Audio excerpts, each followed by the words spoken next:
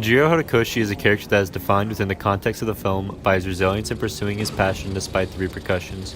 From the start of the film, Jiro's dream is made evident through his fantasies and then later reinforced by his actions within reality. Jiro dreamed of the connection that planes could allow, and within his fantasies you often see him connecting the people of the world through plane travel alongside Giovanni Caproni.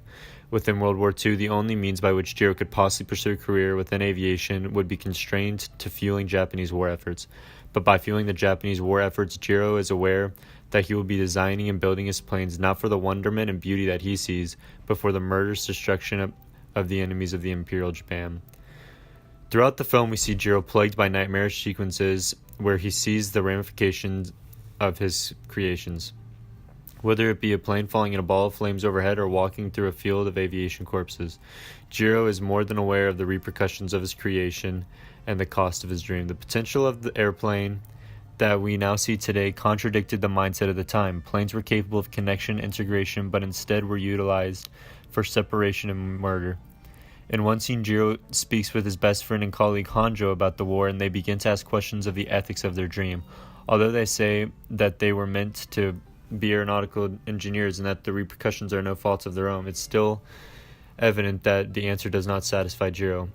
He would go on to build the Mitsubishi A6M0, a plane that would allow Japan to rival the great military powers of the war, and also enable the slaughter of tens of thousands of people. The Zero was a testament to Jiro's genius and utilized the groundbreaking technology of the time. It was everything that he could have dreamed to build, but was only used for mayhem.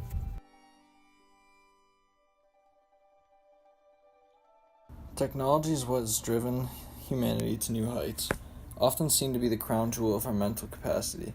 As we leave the 20th century and enter the 21st, we have entered an age where technology is evolving exponentially and is beginning to reach a point where the constrictions do not lie within the capability of the machine, but more so in the capability of the creator to match said machine.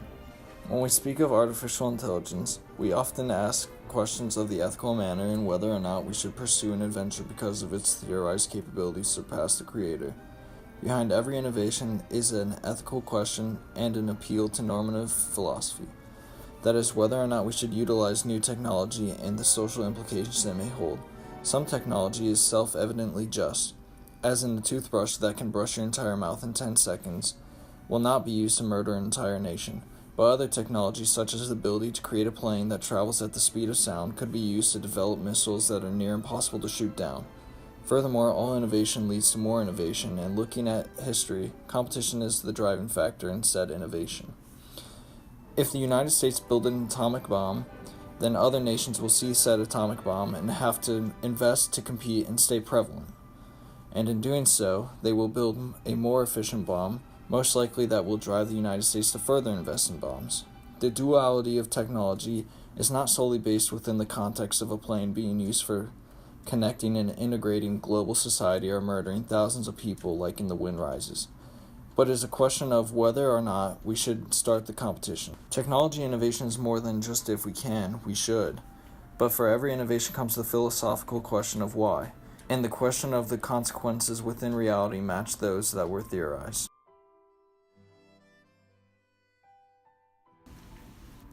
The 20th century was a time of mass change, beginning with horseback travel being the main, and ending with man having landed on the moon, and the invention of the commuter connecting and globalizing the human race. Within this era, we also saw death of millions in wars larger than any other in scale and cost. Wars where technology were changing ideology and slowly being utilized for murder and destruction.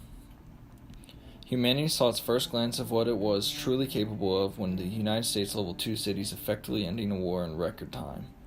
We also saw the tyranny of dictatorships and their newly found ability to further control with the power of a rifle and other militarized technologies. The automobile and train connected the world, but also acted as the catalyst to the death of millions due to their ability to efficiently move troops and ammo. Nazi Germany made groundbreaking innovations in medicine, such as linkage between X-ray waves and genetic mutations, the effects on cancer and lungs, and so on and so forth.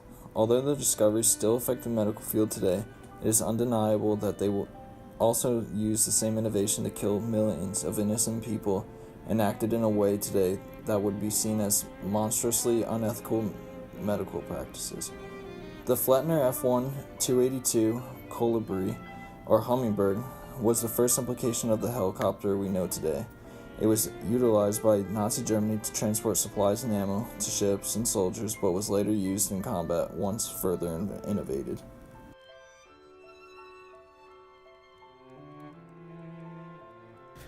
The looming threat of technology seems more evident than ever. Although we live in a time of unprecedented global cooperation and peace, every aspect of our life is controlled or influenced by some sort of technology. Our growing dependence on such technology has allowed for the threat of duality. Social media influences our social interactions more than we can understand. What once was a casual means to connect with friends has become a platform that is essential in some cases dominant of everybody's life. Soon we will develop artificial intelligence that may be more capable than we can even understand. Our roads may no longer be controlled by human instinct, but by the control and reaction of a computer. The world is innovating and the human is being taken more and more out of the driver's seat. Any technology can be weaponized, and as we step further into this newfound technological frontier, we must remember that the implications of our innovation can bear unforeseen consequences. The duality of technology is more than just an idea, but an ethical dilemma that we must hold absolute before we take the next step into the frontier.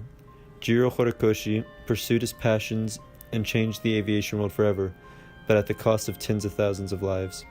Our ventures now that we are globally connected can be infinitely more destructive, and we are now at a time where our capability to foresee the consequences of innovation is next to none.